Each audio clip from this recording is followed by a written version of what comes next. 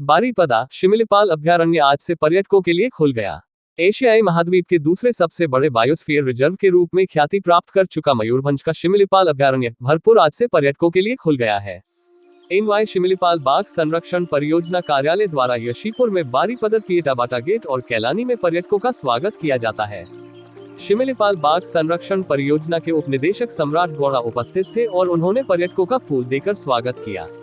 सुबह 6 बजे से 9 बजे तक। हालांकि हर साल बरसात के मौसम के कारण शिमिलीपाल 15 जून को बंद रहता है और नवंबर में खुलता है। यह इस साल 14 अक्टूबर से पर्यटकों के लिए खुल गया है। इस बार दुर्गा पूजा की छुट्टियों में पर्यटक भ्रमण पर आ सकते हैं।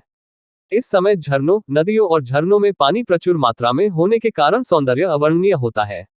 उक्त जीवमंडल में जानवरों, पक्षियों और सरीसृपों के लिए आवश्यक वातावरण, संतुलित वातावरण और विभिन्न भौगोलिक स्थिति में पर्याप्त सदाबहार वनस्पति है। इसलिए यह भारत के बाघ, एशियाई हाथी और चिकारे जैसी 3 प्रजातियों का घर है।